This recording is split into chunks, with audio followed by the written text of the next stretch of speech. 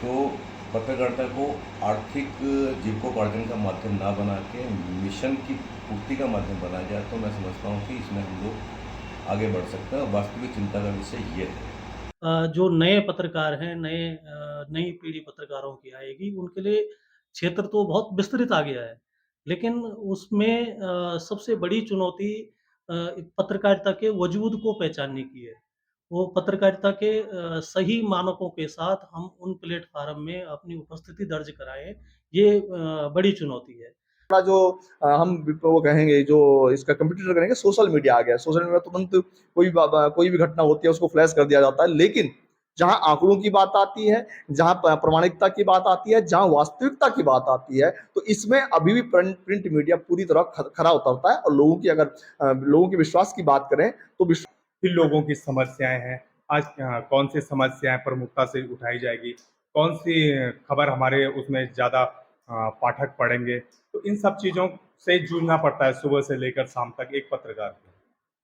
नमस्कार, आप देख रहे हैं उत्तराखंड टाइम्स और मैं हूं आपके साथ रेखा भंडारी। जी हाँ, हम मना रहे हैं हिंदी पत्रकारिता दिवस। आज 30 मई है और जो पहला हिंदी अखबार छपा था उसका नाम था उत्तण मार्तंड, जो छपा था 30 मई 1826 में। और इसका प्रकाशन किया था पंडित जुगल किशोर शुक्ल ने, जो कानपुर के रहने वाले थे और पेशे से वकील थे।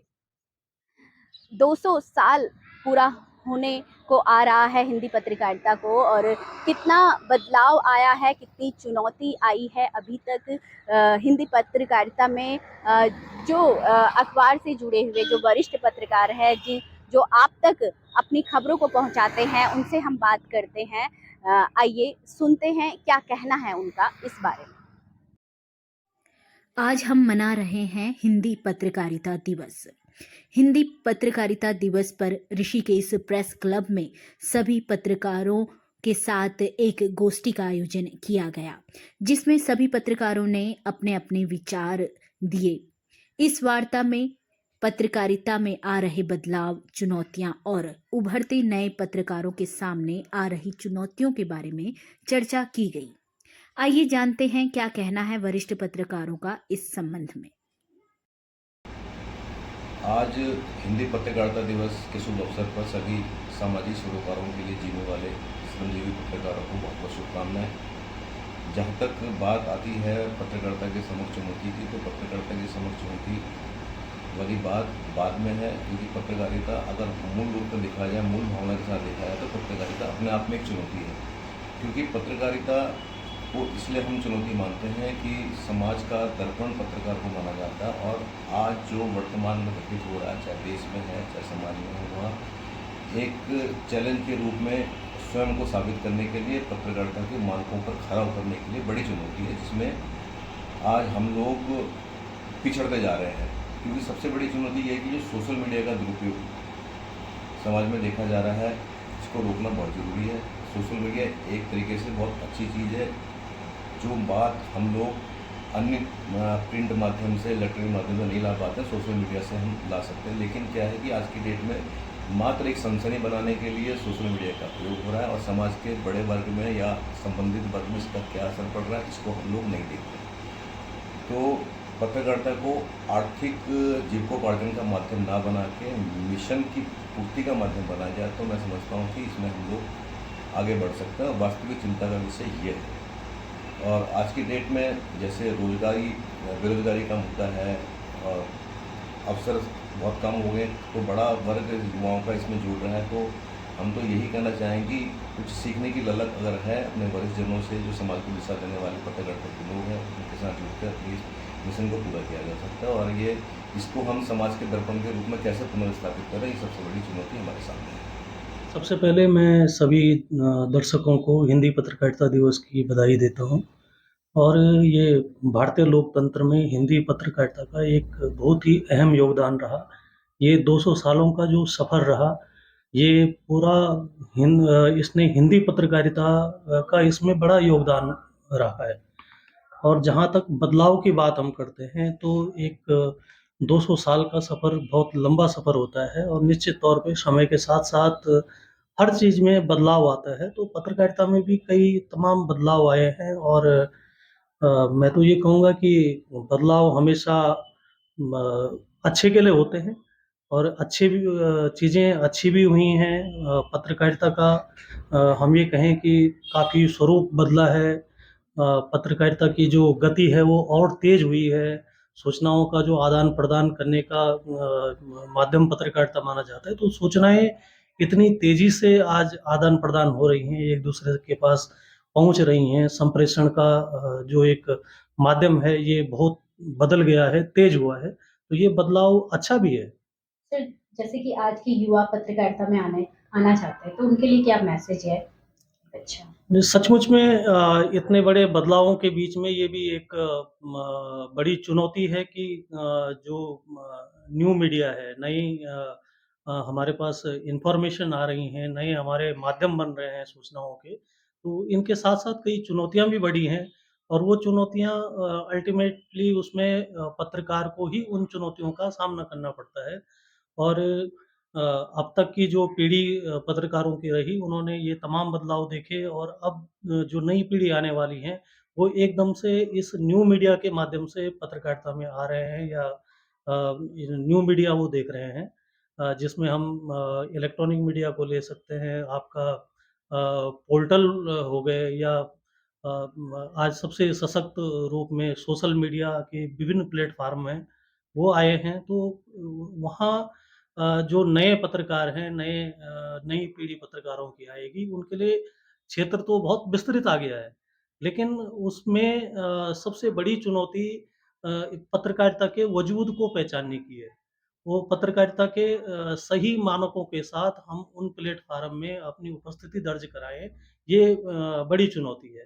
तो जो नई पीढ़ी है उनसे मैं तो यही निवेदन करूँगा कि सबसे पहले वो अपना अध्ययन अच्छा रखें, अपनी जानकारियों को दुरुस्त रखें और पत्रकारिता के जो मानक हैं, जो पैरामीटर्स हैं, उन पे उनको ध्यान में रखते हुए अगर वो इन माध्यमों का उपयोग करते हैं, न्यू मीडिया का उपयोग करते हैं, सोशल मीडिया के तमाम प्लेटफ़ॉर्म्स जो हमारे पास हैं, उनका उपयोग करते हैं, तो पत्रकारिता निश्चित रूप से सार्थक सिद्ध होगी।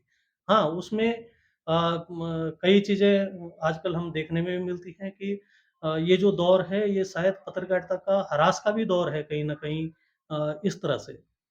लेकिन वो तभी है क्योंकि जो इन माध्यमों को मीडिया का प्लेटफ़ॉर्म मानकर जो लोग पत्रकारिता कर रहे हैं, वो जो तमाम एथिक्स पत्रकारिता के हैं, उनका पालन नहीं कर रहे हैं। मान लीजिए कोई घटनाक्रम होता है, वहाँ पर जाकर लाइव उसको अ, विभिन्न माध्यमों से दिखाया जाना और उसमें जो उसके अन्य पक्ष हैं, उनको गौण कर दिया जाता है, तो उसमें ज़ाहिर-सी बात है कि वो निष्पक्ष पत्रकारिता नहीं रह जाती है।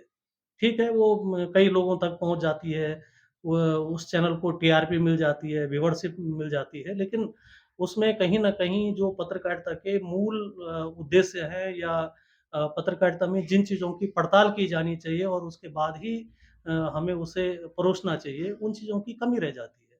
तो निश्चित तौर पे इस पे सुधार होना चाहिए और जो नई पीढ़ी है, उससे हम तो यही अपील करेंगे कि इन तमाम चीज़ों को ध्यान में रखते हुए पत्रकारिता करें तो ये निश्चित रूप से न्यू मीडिया या ये अच्छा प्लेटफ़ॉर्म भी है, लेकिन उसका सही उपयोग हो तब। पहले तो सभी पत्रकारिता से जुड़े सभी लोगों को हिंदी पत्रकारिता दिवस की बहुत-बहुत शुभकामनाएँ। और जहाँ तक आपने चुनौतियों की बात की, तो चुनौतियाँ तो हर किसी क्षेत्र में चुनौतियाँ आज की डेट में है, क्योंकि काम करने का तरीका बदल चुका है और ये पूरा जो अब इस युग की बात करें तो एक तकनीकी युग आ गया है। लेकिन हम ये नहीं कह सकते कि आज हिंदी पत्रकारिता पे या प्रिंट मीडिया की पत्रकारिता पे कोई संकट है। मैं आपको बता दूं कि जब शुरू-शुरू में बहुत पहले टेलीविज़न का पदार्पण हुआ था और टेलीविज़न मीडिया आई थी, इलेक्ट्रॉनिक मीडिया जब आया था, तो अब यही कहा गया था कि अब टेलीविज़न या प्रिंट इलेक्ट्रॉनिक मीडिया के आने से जो हमारे अखबार हैं या जो प्रिंट मीडिया है, उस पे संकट आ जाएगा। लेकिन ऐसा नहीं है, अखबारों की जो महत्ता है, वो आज भी है। जो पढ़ने का शौक रखते हैं, जो लिखने का शौक रखते हैं, वो प्रिंट मीडिया से जुड़े हुए हैं। हाँ, इतना ज़रूर है कि हिंदी पत्रकारिता की अगर हम बात करें तो आज का जो पत्रकारिता का जो एक चलन हो गया है, उसमें हम लोग ऐसे शब्दों का प्रयोग करते हैं जो आम बोलचाल की भाषा में होते हैं, चाहे वो इंग्लिश के हों, चाहे कोई कुछ भी हो।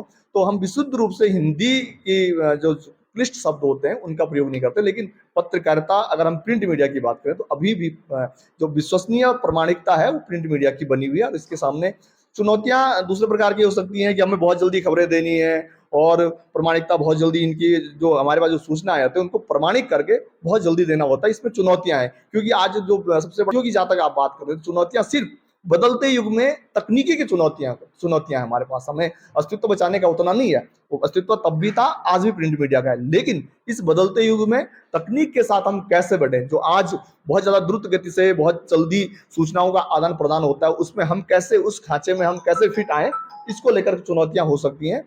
कि हमको सोशल मीडिया का जो गति है, अभी घटना हुई और अभी तुरंत उसको बहुत बड़े स्तर पर वो प्रसारित हो जाती है। तो इसमें हमको अपने आप को फिट बैठना, तो ये चुनौतियां हो सकती है कि हमको स्पष्ट जानकारी, प्रामाणिक जानकारी और सत्य जानकारी, वास्तविक जानकारी जल्दी से जल्दी पाठकों तक पहुंचानी, ये चुनौती हो सकती है। लेकिन प्रामाणिकता आज भी हमारी बनी हुई है। सर, एक सवाल आता है, जैसे कि सारी जानकारियाँ सोशल मीडिया या आपके डिजिटल प्लेटफॉर्म में जो आपके पाठक हैं उनको मिल गई है, अब वो अखबार में क्या पढ़ेंगे? देखिए, ये चुनौती हो सकती है कि भाई एक जो सूचना थी, एक जो मूल सूचना थी, वो हम लोगों ने मतलब आपको सोशल मीडिया से मिल जाती है, डिजिटल मीडिया से मिल जाती है। लेकिन कोई घटना अगर घटती है, उस घटना को सोशल मीडिया ने पहले ही कवर कर दिया। सोशल मीडिया उस घटना के क्या कारण थे, उस घटना में कुछ और जो पहलू, उस घटना के पहलुओं को लेकर के, उस घटना के कारणों को लेकर के, उस घटना का कहाँ-कहाँ क्या व्यापक असर पड़ा है और उस घटना से संबंधित कितने पहलू हो सकते हैं, उन अलग-अलग एंगल से हम उस खबरों, उस जो सामग्री है उसको पाठकों तक दे सकते हैं और उसके और एंगल निकाल सकते हैं। और जो कि एक अखबार का काम भी बनता है कि हम, हाँ, सोसाइटी में पड़ा उस घटना के कितना प्रभाव पड़ा, आगामी भविष्य में क्या प्रभाव पड़ेगा, हम ऐसी घटनाओं को कैसे रोकें, ये सारी चीजें एक पैकेज के माध्यम से दे सकते हैं। पत्रकारिता जगत से जुड़े सभी लोगों को पत्रकारिता दिवस की शुभकामनाएं एंड हार्दिक बधाई। आपने जैसे सवाल किया है कि एक पत्रकार की सुबह की दिनचर्या क्या रहती है, वो किस तरह से अपनी गतिविधियां करता है, तो उसमें यही होता है कि सुबह की दिनचर्या में सबसे पहले हम लोगों को दिमाग में यही आता है कि महिलाएं, बुजुर्ग, युवा, इनके लिए आज ऐसी कौन सी खबर होगी जिसमें ये प्रिंट की ओर अधिक बढ़े या इलेक्ट्रॉनिक मीडिया की ओर इनका रुझान अधिक बढ़े। तो इनके लिए सबसे पहले इन्हीं को तवज्जो दी जाती है, इन्हीं के हिसाब से हमें खबरों को ढूंढना पड़ता है। फिर लोगों की समस्याएं हैं, आज कौन सी समस्याएं प्रमुखता से उठाई जाएगी, कौन सी खबर हमारे उसमें ज़्यादा पाठक पढ़ेंगे, तो इन सब चीज़ों से जूझना पड़ता है सुबह से लेकर शाम तक एक पत्रकार को। मेरे युवाओं से यही अपील है, यही निवेदन है कि अगर आप पत्रकारिता के क्षेत्र में अपना करियर बनाना चाहते हैं, तो सबसे पहले आप अच्छे संस्थान का चयन करें। आप अगर जितने अच्छे संस्थान का चयन करोगे, आप उसी हिसाब से इस लाइन में सक्सेस होंगे। और आपका मार्गदर्शन होना भी बहुत ज़रूरी है, नॉलेज भी आपको बहुत अच्छी होनी चाहिए। जब तक आपके पास अच्छा संस्थान, मार्गदर्शन और नॉलेज नहीं है, तो आप इस क्षेत्र में वो मुकाम प्राप्त नहीं कर सकते जिस मुकाम के लिए आप इस क्षेत्र में कदम रख रहे हैं।